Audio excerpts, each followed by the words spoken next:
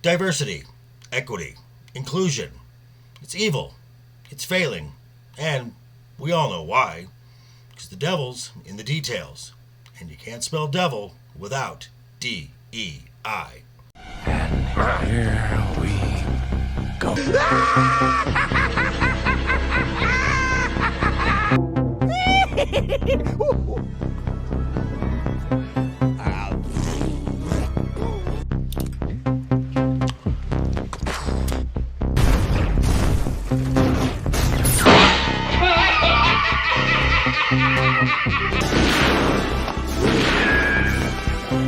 Is like gravity.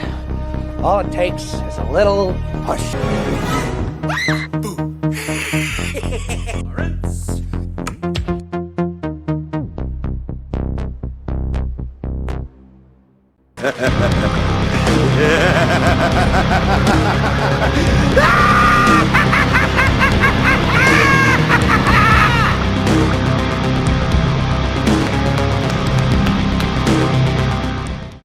What's up, guys? How you doing? Welcome back to the channel. Glad you stopped by. And if you're brand new, welcome. Grab a seat and stay a while. But do me a couple favors first. Go down and hit that subscribe button. Go next door, ring that bell. Make sure it says all so you know when the next video pops up. Hit that like button. And before you head out, drop a comment. And if you're one of the regulars here, welcome back for another round. I ask that you also hit that like button. And before you leave, drop a comment, because YouTube does love the comments. And of course, share the video out on all social media. Alright, so just over a week ago, I brought you a story from Alan Ng and Chris Gore over at Film Threat in regards to a WGA member who brought in an open letter talking about the new religion that has swept Hollywood called DEI. Well, another whistleblower has come forth talking again and reaffirming the true cult that is in pop culture, known as diversity, equity, and inclusion. So let's hear what they have to say, along with some of the impact this has held on entertainment, better known as this past year as the Flopbuster. Here we go, here we go! Now, this week, Film Threat received this response to their open letter story. Judging by the title, you can pretty much tell what the mindset inside Hollywood is. Intersectional feminism and identity politics.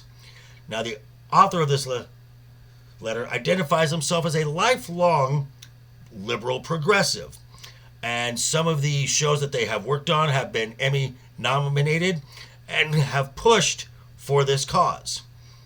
But now it seems they are no longer have a seat at the table, and they are no longer wanted, as in their words, solely based on their age, their gender, and their skin color.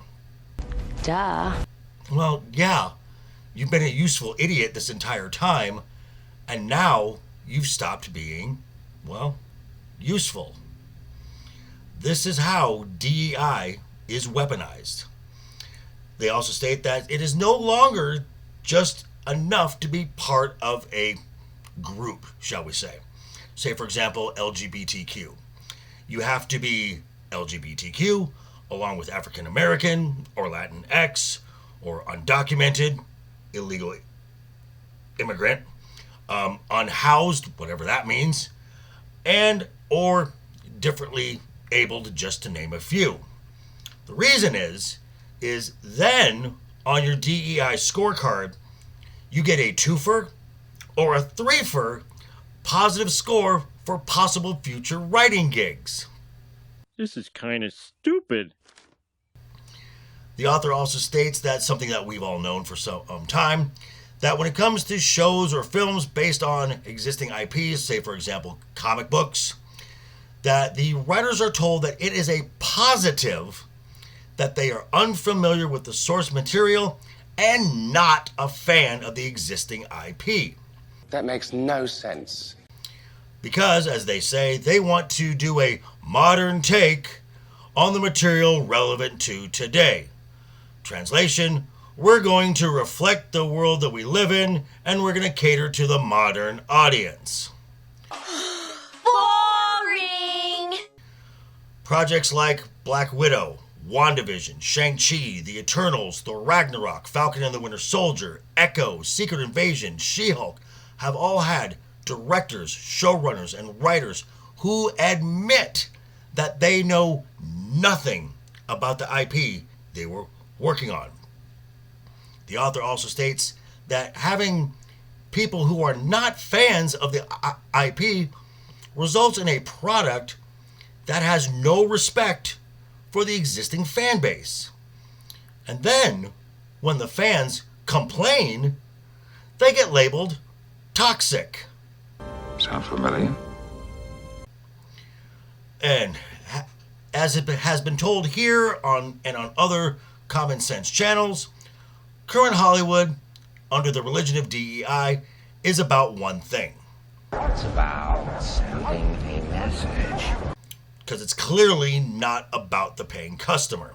And there's been no better metric of this than the box office. For example, in 2019, there were 9 films that cleared $1 billion at the box office.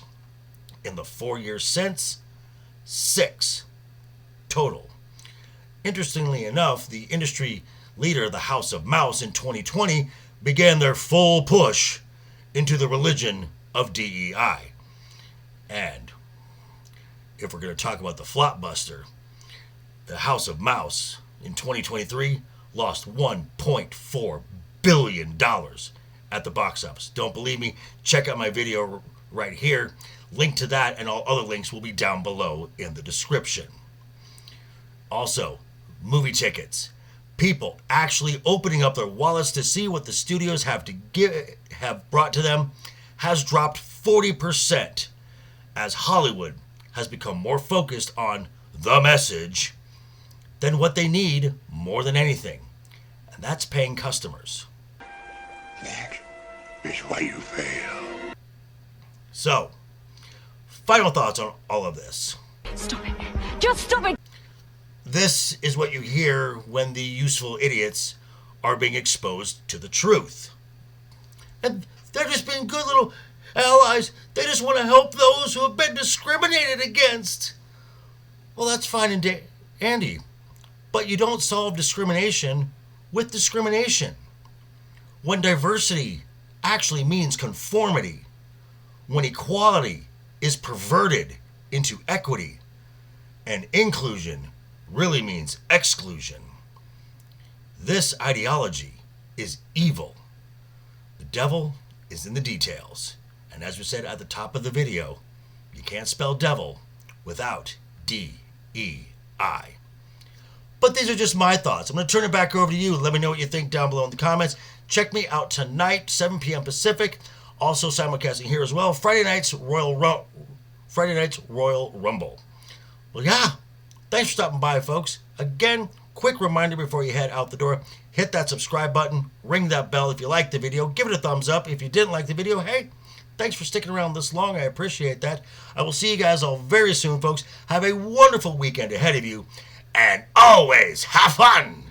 Hashtag keep talking. And always keep that smile on your face.